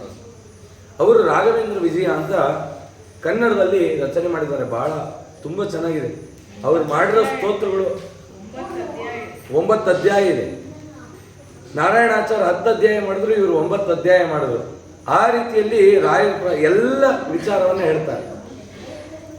ಯಾರೀ ರಾಯರು? ಇಷ್ಟೆಲ್ಲ ಕೇಳಿದ್ವಿ, ಆರಾಧನೆ ಮಾಡಿದ್ವಿ, ಕುಣಿದಾಡಿದ್ವಿ, ಕುಪ್ಪಿಸಿದ್ವಿ, ನಮಗೂ ಇವ್ರಿಗೂ ಏನು ಸಂಬಂಧ? ಗಂಡ ಏನೋ ಕೆಲಸ ಮಾಡ್ತಾ ಕೂತಿರ್ತಾನೆ, ಹೆಂಡತಿ ಕರಿತಾನೆ, ಬಾರೆ ಅಂತಂದ್ರೆ ಹೋಗ್ರಿ ಬರಲ್ಲ ಅಂತಾಳೆ ಅಲ್ವಾ? ಮಕ್ಕಳನ್ನು ಎಷ್ಟು ಕರಿತೀವಿ, ಬಾರೋ ಏನೋ ಸಹಾಯ ಮಾಡೋ ಅಂತಂದ್ರೆ ನಾ ಬರಲ್ಲ ಅಂತ ಫೋನ್ ನೋಡ್ಕೊಂಡಿರ್ತಾರೆ. ಎಲ್ಲರೂ ಅಂತಲ್ಲ, ಕೆಲವೊಬ್ರು. ನಾವು ಬಾ ಅಂತ ಕರೆದ್ರೆ ನಮ್ಮ ಮಕ್ಕಳೇ ಬರಲ್ಲ. ಅಂಥದ್ದು ಬಾರೋ ಗುರು ರಾಘವೇಂದ್ರ ಅಂದ್ರೆ ಅವ್ರು ಬರ್ತಾರ ಅಲ್ವಾ? ಬರ್ತೀನಿ ಅಂತಂತಾರೆ. ಯಾಕೆ ಬರ್ಬೇಕು ರಾಯರು? ಯಾಕೆ ಅಂದ್ರೆ ನಮ್ಮ ಜೀವನ ಅಜ್ಞಾನದ ಕತ್ತಲಲ್ಲಿ ಮುಳುಗೋಗ್ಬಿಟ್ಟಿದೆ. ರಾಯರು ನೋಡ್ತಾರೆ, ಇವನ ಜೀವನ ಕತ್ತಲಾಗಿದೆಯಾ? ಬೆಳಕು ಹೇಗೆ ಮಾಡ್ತೀನಿ ಅಂದ್ರೆ ನನ್ನ ಅಂತರ್ಯಾಮಿ ಆದ ಪರಮಾತ್ಮ ಇವ್ರ ಜೀವನ ಬೆಳಕು ಮಾಡಲಿ ಅಂತ ರಾಯರು ಹೇಳ್ತಾರೆ. ರಾಯರ ಆರಾಧನೆ ಮಾಡಿದ್ವಿ, 3 ದಿನ ಮಾಡಿದ್ವಿ. ಎಷ್ಟೋ ಜನ ಇತ್ತೀಚೆಗೆ ಏನೇನೋ ಹೊಸ ಕತೆ ಹೇಳ್ತಾ ಇದ್ದಾರೆ. ಏನದು ಅಂತಂದ್ರೆ ರಾಯರ ಬೃಂದಾವನದಲ್ಲಿ ರಾಯರ ಬುರುಡೆ ಇದೆ, ಮೂಡೆ ಇದೆ, ಅದಿದೆ, ಇಲ್ಲಿದೆ ಅಂತ. ಆದರೆ ಮೊನ್ನೆ ನಾನು ನಿಮಗೊಂದು ಘಟನೆ ಹೇಳಿದೆ, ಧೀರೇಂದ್ರ ತೀರ್ಥರು ಅಂತ. ಧರಣಿ ಮಂಡಲೇ ಖ್ಯಾತಂ ಧೈರ್ಯಾದಿಗಣ ಬ್ರಹ್ಮಿತಂ. ಆ ಧೀರೇಂದ್ರ ತೀರ್ಥರು ಬೃಂದಾವನಸ್ಥರಾಗಿ 7 ವರ್ಷ ಆದಮೇಲೆ ಆ ಬೃಂದಾವನವನ್ನು ಬದಲಾಯಿಸಬೇಕಾಯಿತು, ಬೇರೆ ಕಡೆ ಜಾಗ. ಆವಾಗ ಅವ್ರ ಶರೀರವನ್ನು 7 ವರ್ಷ ಆದಮೇಲೆ ತೆಗೆದ್ರೆ, ನಾನು ಹೇಳಿದ್ನಲ್ಲ, ಅವ್ರ ದೇಹಕ್ಕೆ ಹಚ್ಚಿದಂಥ ಗಂಧ ಹಾಗೆ ಇತ್ತಂತೆ, ಹಸಿಯಾಗಿ. ಒಂದು ಚೂರು ಕೊಡ್ತಿರ್ಲಿಲ್ಲ, ಒಂದು ಚೂರು ನಾರಿರಲಿಲ್ಲ. ರಾಯರ ಪರಂಪರೆಯಲ್ಲಿ ಬಂದಂಥ ಯತಿಗಳ ದೇಹವೇ ಭಿನ್ನ ಆಗ್ತಿಲ್ಲ ಅಂದಮೇಲೆ ರಾಯರ ದೇಹ ಭಿನ್ನ ಆಗತ್ತಾ? ಅಂಥ ಸಾಮರ್ಥ್ಯ ರಾಯರಿಗಿದೆ. ಅವ್ರ ಬಗ್ಗೆ ನಾವು ಏನೇನೋ ಮಾತಾಡ್ತೀವಿ ಅಂತಂದರೆ ಅದು ನರಕಕ್ಕೆ ಸಾಧನೆ ಅಷ್ಟೇ, ಹೊರತಾಗಿ ಇನ್ನೇನೂ ಇಲ್ಲ. ಅಂತ ಮಂತ್ರಾಲಯ ಪ್ರಭುಗಳು ಇಂದಿಗೂ ಕೂಡ ಬೃಂದಾವನದಲ್ಲಿದ್ದು ಎಲ್ಲರೂ ಅನುಗ್ರಹ ಮಾಡ್ತಾ ಇದ್ದಾರೆ. ಹಾಗೆ ರಾಯರ ಮಂತ್ರಾಕ್ಷತೆ, ಅವರ ಮೃತ್ತಿಗೆ, ಅವರ ಪಾದೋದಕ್ಕೆ ಅನೇಕ ಮಹಿಮೆಗಳಿದೆ. ಮತ್ತೆ ಯಾವಾಗಲಾದ್ರೂ ರಾಗಣ್ಣ ಕರೆಸಲಿ ಇನ್ನು ಬೇರೆ ವಿಚಾರಗಳು ಹೇಳ್ತೀನಿ ಅಂತ ಹೇಳ್ತಾ ರಾಯರ ಆರಾಧನೆ ತುಂಬ ವಿಜೃಂಭಣೆಯಿಂದ ನಡೆದಿದೆ. 3 ದಿನ. ಹಿಂದೆ ಎಲ್ಲ ಹೇಗೆ ಸೇವೆ ಮಾಡ್ತಿದ್ರು ರಾಯರಿಗೆ ಅಂತಂದರೆ, ಪೂರ್ವಾರಾಧನೆ ಹಿಂದಿನ ದಿನ ಹೋಗೋದಂತೆ. ಪೂರ್ವಾರಾಧನೆ ದಿನ ರಾಯರು ತುಂಬ ಜಾಗೃತವಾಗಿರುವಂಥ ಯತಿಗಳು. ಅವ್ರು ಯಾವಾಗಲೂ ತಮ್ಮ ನೇತ್ರಗಳಿಂದ ನಮ್ಮನ್ನು ನೋಡ್ತಾರೆ. ಆದರೆ ಆರಾಧನೆಯಲ್ಲಿ ವಿಶೇಷವಾಗಿ ಪೂರ್ವಾರಾಧನೆ ಮಧ್ಯಾರಾಧನೆ ದಿನ ಯಾರು ನಮ್ಮ ಸೇವೆ ಮಾಡಿದ್ರು ಅವ್ರಿಗೆ ಉತ್ತರಾರಾಧನೆ ದಿನ ಅನುಗ್ರಹ ಮಾಡ್ತೀನಿ ಅಂತ ಕಾಯ್ತಿರ್ತಾರಂತೆ. ಅವರಲ್ಲಿ ಇರ್ತಕ್ಕಂಥ ಪುಣ್ಯ ಪ್ರಭಾವವನ್ನು ಎಲ್ಲ ಜನರಿಗೆ ಹಂಚ್ತಾರಂತೆ. ಆ ರೀತಿಯಲ್ಲಿ ಎಲ್ಲರೂ ಕೂಡ ನಿಸ್ವಾರ್ಥವಾಗಿ ರಾಯರ ಸೇವೆಯನ್ನು ಪ್ರತಿಯೊಬ್ಬರು ಮಾಡಿದ್ದೀರಾ. ಆ ಮಂತ್ರಾಲಯ ಪ್ರಭುಗಳು ವಿಶೇಷವಾಗಿ ಅನುಗ್ರಹ ಮಾಡ್ತಾರೆ. ಸಂತಾನ ಇಲ್ವಾ ಸಂತಾನ ಕೊಡ್ತಾರೆ. ಮನೇಲಿ ಯಾವುದೋ ಮಂಗಳ ಕಾರ್ಯ ಆಗ್ತಾ ಇಲ್ವಾ ಮಂಗಳ ಕಾರ್ಯ ಮಾಡಿಸ್ತಾರೆ. ಮನೆ ಇಲ್ವಾ ಮನೆ ಕೊಡ್ತಾರೆ. ಕಾರು ಬೇಕಾ ಏನು ಬೇಕು ಎಲ್ಲ ಕೊಡ್ತಾರೆ. ಏನೇನು ಕೇಳ್ತೀರ ಎಲ್ಲ ಕೊಡ್ತಾರೆ. ಅವ್ರು ಕಾಯ್ತಾರೆ ರಾಯರು. ಎಲ್ಲಿವರೆಗೂ ಜ್ಞಾನ ಕೇಳ್ತಾನೆ ಅಂತ ಕಾಯ್ತಿರ್ತಾರೆ. ಅಲ್ಲಿವರೆಗೂ ಅವ್ರ ಗಂಟೆಗೆ ನಮ್ಮನ್ನು ನೋಡಲ್ಲ. ಒಂಚೂರು ಕೇಳಬೇಕು ರಾಯರ, ಸ್ವಾಮಿ ಜ್ಞಾನ ಏನಾದ್ರು, ಓಹೋ ಬಂದ ಲೈನ್ಗೆ, ಅವಾಗ ರಾಯರು ನಮ್ಮ ಕಡೆ ನೋಡ್ತಾರಂತೆ. ಜ್ಞಾನಕ್ಕಾಗಿ ನನ್ನ ಆಶ್ರಯ ಮಾಡ್ತಾನ. ಯಾರು ಜ್ಞಾನಕ್ಕಾಗಿ ನನ್ನನ್ನು ಆಶ್ರಯ ಮಾಡ್ತಾರೋ ಅವ್ರನ್ನ ಡೈರೆಕ್ಟಾಗಿ ತೊಗೊಂಡೋಗಿ ಪರಮಾತ್ಮನ. ಅದಕ್ಕೆ ಮುಕುತಿಗೆ ಸೋಪಾನ, ಮುಕುತಿಗೆ ದಾರಿ ಅಂತೆ ರಾಯರ ಪಾದ. ಆ ರೀತಿಯಲ್ಲಿ ಎಲ್ಲರೂ ಮಾಡಿದ್ದೀರಾ. ಅದಕ್ಕೆ ರಾಘಣ್ಣ ಅವರು ಎಲ್ಲರೂ ಶ್ರಮ ಪಟ್ಟಿರೋದ್ರಿಂದ ಅವ್ರಿಗೇನಾದ್ರು ಒಂಚೂರು ಆರಾಧನೆಯಲ್ಲಿ ಪಾಪ ಶ್ರಮ ಆಗಿರುತ್ತೆ. 3 ಗಂಟೆ 4 ಗಂಟೆಗೆ ಊಟ ಏನೂ ಸೇರಿರಲ್ಲ. ಹಾಗಾಗಿ ಎಲ್ರಿಗೂ ಸೇರಿ ರಾಯರ ಪ್ರಸಾದವನ್ನು ಕೊಡೋಣ ಅನ್ನೋ ರೀತಿಯಲ್ಲಿ ಇವತ್ತು ಫಲಾರ ಏರ್ಪಾಟ್ ಮಾಡಿದ್ದಾರೆ. ಹಾಗೆ ನೀವೆಲ್ಲ ಸ್ವೀಕಾರ ಮಾಡಲಿ. ರಾಯರು ವಿಶೇಷವಾಗಿ ಅನುಗ್ರಹ ಮಾಡಲಿ.